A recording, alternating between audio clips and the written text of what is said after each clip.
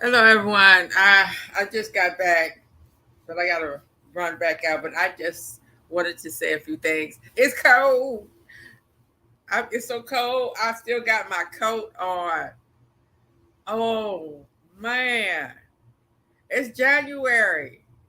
Okay, I was born in January, so I know cold. Okay, and when I was born, cold was snow and cold, blizzards. Shutting down when we couldn't go to school. That meant we had a blizzard when we couldn't go to school.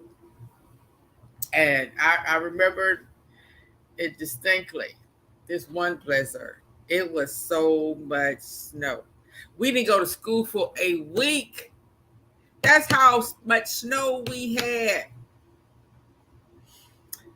Yeah. And school was great back. School was great back then. You learned so much. And we had some nice teachers. Teachers were teachers. Teachers were teachers 24 hours. Okay. And they looked like they came from a teacher household.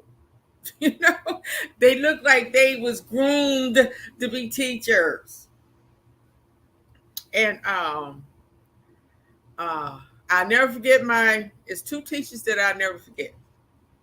My memory is bad. But my kindergarten teacher, she was a old white woman. Okay.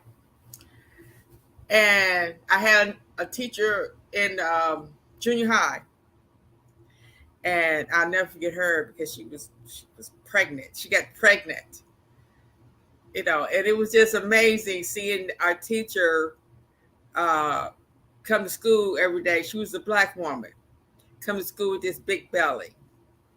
So that uh, I think that was like the first time I seen that. Last time I seen, teacher pregnant and stuff. And this was before we started. This was before we started having um, home. I mean, what you call it? Sex education. It wasn't called sex education. It was more like health. Health. I can't think of the name of the health class, something like that, where we learn reproductive and all that good stuff.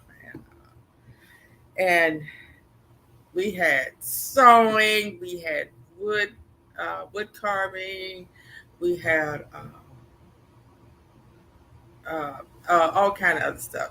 The men mostly, women probably could have gotten in it, but men mostly got into mechanics. And and they had gardening. They had a hot house. What you call it? I can't think of it. Where they was teaching you how to garden and raise crops, not crops, but vegetables and stuff like that. And we had plenty of dances. Um,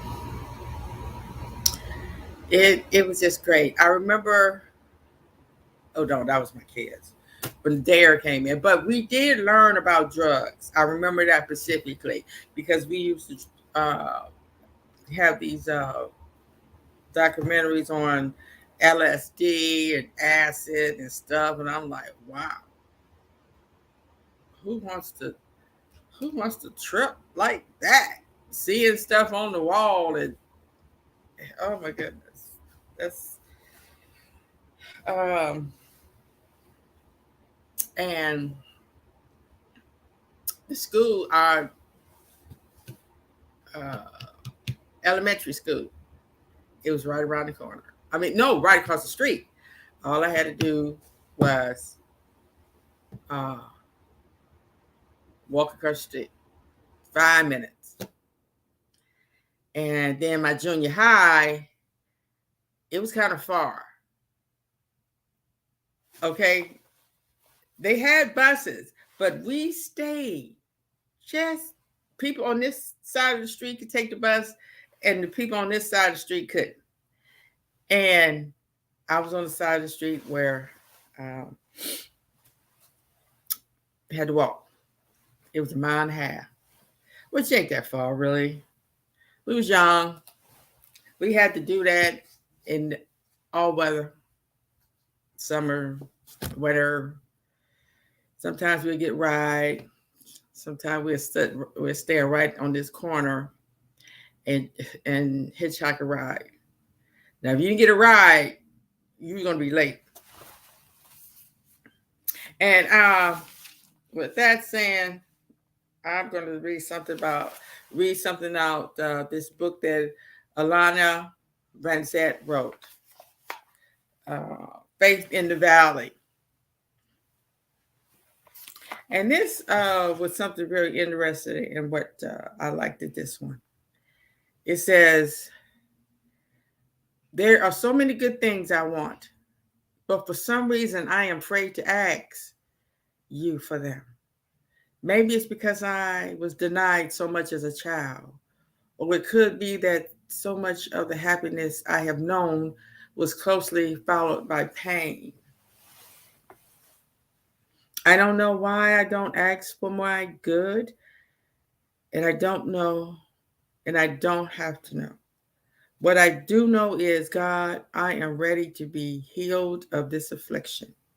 I am ready to receive all the good you have in store for me, because I know that what you want me to have is probably more than I would ask for anyway. So go ahead and bless me. God, shower your good on me so abundantly that I won't have time to protest or get in the way. Bless me right now, God, with all the good you know I can possibly manage. Shut my mouth with good. Open my heart with good. Clear my mind with good. Order my life to receive your abundant good in the most divine ways imaginable. Go ahead, God. Bless me. I dare you. After all, you know what I need before I ask. Go ahead. Make my day. Bless me. Thank you, God. I am ready to be blessed. Isn't that something? Are we ready to take in the good? And you know what keeps us from really doing that, like it said right here? Is it because my happiness is always followed by pain?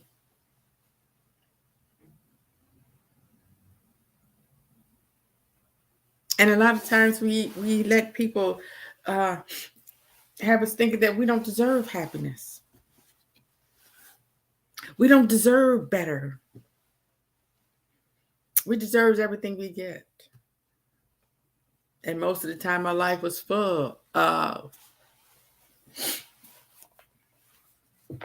bad, awful things. And here's another one: discipline. A lot of us like discipline because a lot of us grew up with discipline was painful and wasn't full was not followed by love and explanation and a feeling that I may have to discipline you, but I still love you. And also, we grow up where that's the only time we are ever have their attention. It's only when they're disciplining us. And we forget how to discipline ourselves. Because, see, you have to learn discipline and you have to learn how to be disciplined. And we failed in that way. And we have to learn, as parents, we have to learn that that's one of the many lessons that we need to learn so we can in tune teach our children. Because the bottom line should always be to raise up girls and boys to become mature men and women that can live a long, healthy, disciplined, self-respecting life. And that should be our goal from the time they are conceived, from the time we know we are, even before we know we are what's child. Our mindset should be on living a good life and our kids living a good life. Because no child should have to feel like they have to be with a gang to feel love, to feel wanted, to have attention. Or they shouldn't have to feel like they have to go out and steal a car to feel like they have status in life. No, discipline. If I get out of this, I promise never to do it again. Oh my God, how many times we have said that? And before you know it, you're right back doing it again. And the same thing happens. Spirit is self-correcting. If you continue to do that which you know not to be good for you, eventually it will cause you so much pain, you will stop. If you continue to eat, drink, smoke, spend without a budget, stay in toxic relationships, you will become so miserable, you will find the strength, courage, willpower to rehabilitate yourself. Spirit really is self-correcting. The longer you do a thing, the better you get at it. The more you pray, the faster your answers will come. If you increase your practice of meditation, the calmer and stiller your mind will be. If you read more, reassure yourself more, support and nurture and honor yourself more each day, you will feel better.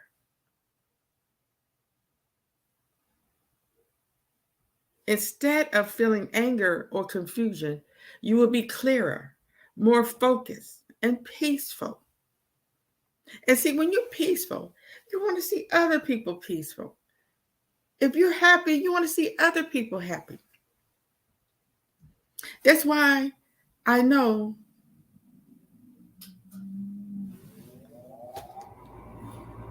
pain begets pain.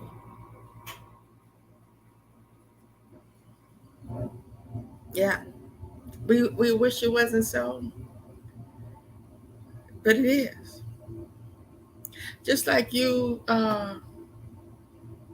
get in these toxic relationships, that person probably is going through a lot of pain, and they're deflecting that pain on you.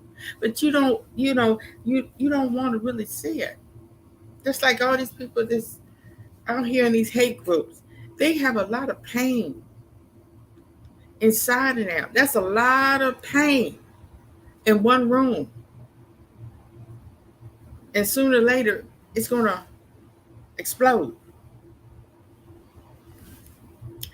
And the self-correcting spirit in you will make the best of what you do more of. More destruction, greater pain.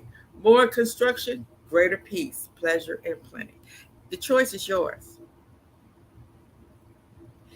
Get that discipline, and you will prevent a lot of things like scam calls, scam people, scam stores. You know, I mean, and get a regimen of reading, writing, tell your story. And I know it's some people out here that some people talk so much, they tell their story, but for what? the story has no meaning. And sometimes it's just one-sided story. So we really need to have uh, sometimes two-sided story.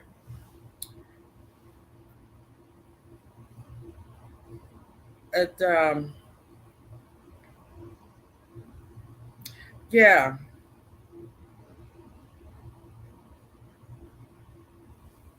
and we have to look at our lives. We have to try to uh, do better by ourselves, love ourselves, and we will love others and live for the future. Because really, that's the only thing that matters. Thank you for listening. And I'll be back. I'm going to go back out here. It's cold. All right. Have a good day.